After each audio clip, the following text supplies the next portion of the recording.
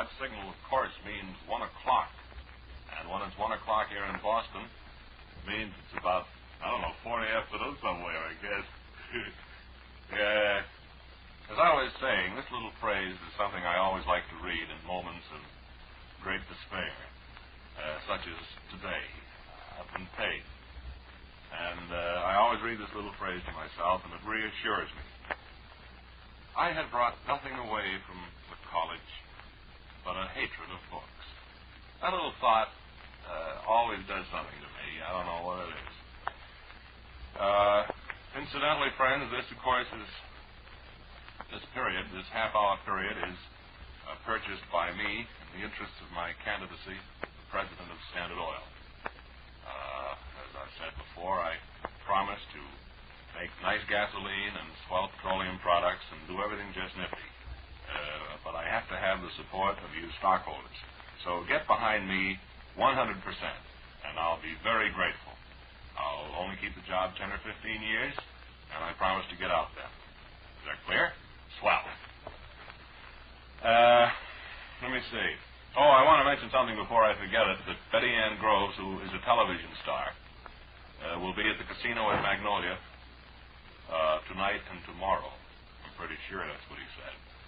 And I happen to be talking to Mr. Eisen, who, as you all know, studied under the great Carl Snagelfruger for a good many years. And Sammy is now a very accomplished musician and an orchestra leader of great note. And he and his band is or are appearing, albeit singular, at the delightful casino at Magnolia. I was in telephonic communication with Mr. Eisen just a few moments ago, and my ear is still ringing. He has a very loud voice on the phone, and somebody should speak to him about it. But I'm glad to be with you all, friends, and we've had more entries and stuff and things on What's Funny. And I even have a card here with a piece of, he says, a piece of a $10 bill. And it looks to me like a piece of a $1 bill, though. I don't think he'd send me that, a $10 bill. And it's he, I'm sorry, it's Kay Linehan. I'm awfully sorry, Kay. 100 Mount Vernon Street in West Roxbury. And she says, Dear Ray, I'm sending the attached $10 bill to put my name on your mailing list with the suggestion that a barrel of the same would eliminate the need of any further contest. And I think she's absolutely right. 100% right. Oh, gee. Life is such a problem. I'm looking at some pictures here. Well, they're not really pictures. They're great art studies by Salvador Dali. There's a whole flock of them in this particular book. It's amazing the way that fella can, I don't know what you say, draw, but what he can do with a pencil and a piece of paper is right out of this world. Really amazing. What he's done is he has drawn the illustrations for a book of essays, and it's very impressive indeed. Makes me think that I'm pretty good upstairs. Speaking of upstairs, I hope all you people who live downstairs are keeping your radios up real loud so as to bother the people upstairs. Always do that, friends, as you go through life. Dear Ray, what would be funnier than a barrel full of Cynthia Sweet's chocolates with Ipana filling? This is really quite practical because not only will you enjoy a delicious candy, but you will clean your teeth at the same time, thus revolutionizing the candy and toothpaste industries. Most sincerely, Marjorie Allen. Well, Marge, I think that's wonderful, and I'm going to send you some Cynthia Sweets filled with Ipana toothpaste, and I know that you will like them, as so many people do. Have you seen the new movie? It's called Young Love, and it's starring Margaret O'Brien as a two-fisted prep school athlete who has a knack for getting in trouble. And that will be opening at Murphy's Open Air Theater in Backpasture, New Hampshire, someday soon. I think tomorrow. One of those days. Any more mail here? Yes, one other. One other that I'll read now, that is. I can't read all of it either, though. Let me see. A barrel with Harry Truman and Drew Pearson inside. Well, that's kind of funny. That's from Nancy Sheehan of Brookline. Walcott Road, and I think Nancy will send. I can't read your whole letter, and Nancy wrote in pencil, which offended me, and I'll send her some candy, but I wouldn't do it again. You'll just have to use pen and ink if you're going to write into this program, because after all, if I have to show these letters to people, think how embarrassed I feel showing them a letter written to me in pencil. Goodness sakes. What could be funnier than a barrel full of passbooks? And that is submitted by Ernestine A. Mulkern of Cambridge. And I laughed at that myself. I don't know whether you laughed, so I'm going to send Ernestine box of Cynthia Sweet's chocolates. Somebody wrote in and said we're not singing after the Chesterfield commercial anymore. Well, I'll tell you why we're not. It's because the musicians I have on the program this week can't play that song. They have to have music. Now, that's where they differ from Ken and Bill. Ken and Bill fake, you see. They can fake it. And these three men are great musicians and wouldn't dare fake. So that's why we're not having singing after the Chesterfield commercial. I may hum a little bit after today's commercial, which is coming up right now, as a matter of fact. Chesterfield over and over again. Chesterfield satisfy women and men. Milder, much milder, all smokers agree. Always buy Chesterfield ABC. ABC, ABC, that's a pretty song. Somebody wrote to me, somebody from Lowell wrote and said that when they, that particular singing commercial is on the air, the 2 or 3 year old, or maybe she's a little older, I forget, listen to the radio and say, hobby horses. It reminds the little girl of music they play at hobby horses. I guess it does at that. They always play something like that. Here's a card I'm going to read. This is also from Lowell, and can you imagine the time that this fellow spent with a dictionary in his hand? Now, you listen to this whole card. It's from John Thornley of 424 Chelmsford Street in Lowell. He says, gentlemen, that almost threw this entry out right there. I had to go to the judges with that, and they consented to let it go by just this once, however. What could be funnier than ants in the pants of a paper hanger? Well, that's pretty funny.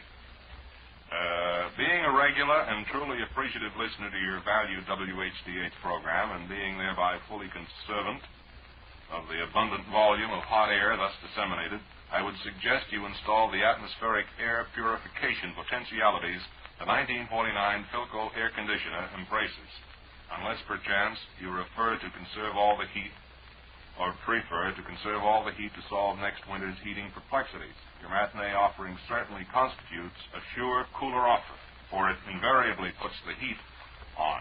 Thus, when it evaporates, the humidity assumes cooler proportions by mere comparison.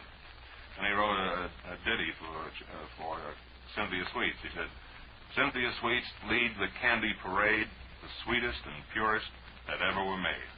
Thus, when their flavor melts on your lips, all competition fades into total eclipse. Beautiful words sung now by Larry Lovecraft. It's awful good, John Thornley. Yeah, it's very good. I'll have to send you some candy. But speaking of that Philco air conditioner, I'm a hay fever sufferer. And I imagine there are plenty of others who suffer from it. You know, this Philco air conditioner just doesn't cool your room, but it purifies the air. In other words, it takes out the sturdleys that fly around causing people to suffer from hay fever.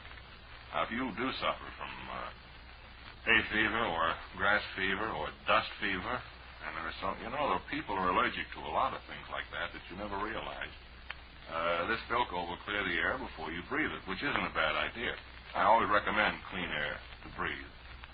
So if you would care to have them go out and look at your house, don't forget to send me a postcard here, up here at this swell little room, and I'll read it and send the fellows out to your house. You don't have to buy anything. They'll just tell you what you should buy if you need it. Barbara Colby of, let me see, it must be Belmont. I'll have to look. No, it isn't. I don't know where it is. Something in Massachusetts, Barbara.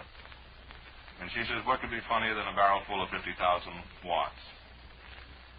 W-A-R-T-S. Well, I think that's pretty funny, and I'll send you some candy, Barbara, but I hope it gets to you. I think it's Belmont. I'll let them figure it out over at Cynthia Sweets. I only have 3 commercials today, which comes as a pretty nasty shock. I wish I had about 15. Somebody Duke wrote in and told me you need all those commercials to talk about. Well, I sure do, and for other reasons, too. Meanwhile, let's turn to our minute of music. See, I knew you were listening anyway. Hey, see how I caught him that time? Okay, Matt.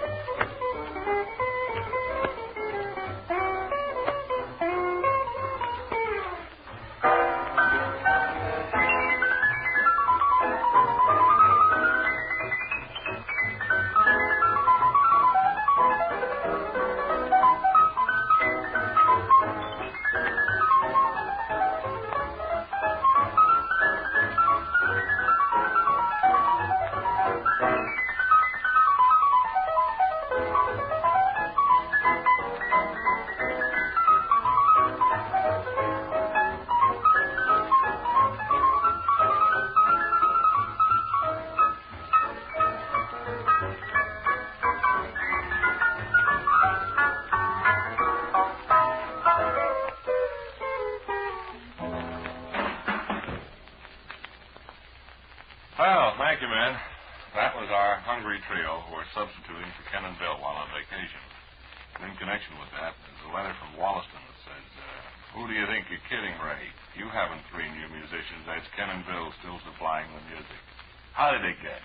I thought I was getting away with something, but here's a person in Wollaston who knows that that's still Ken and Bill playing the music. And she has the proof right here in the letter. Well, it isn't, really, honest. It isn't. It's from the Kilbourne twins, Nancy and Midge. That really isn't Ken and Bill. As I say, Ken and Bill are on vacation. Really they are, and that's a substitute. And the mail pull is still all for Ken and Bill, unfortunately. Looks like they'll be back Monday, according to our survey.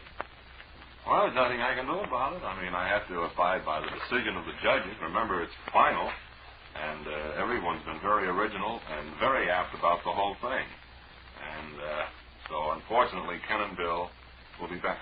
Incidentally, I bumped into Ken Wilson this morning, but not hard enough. He didn't fall down over in front of the Charlotte Bank.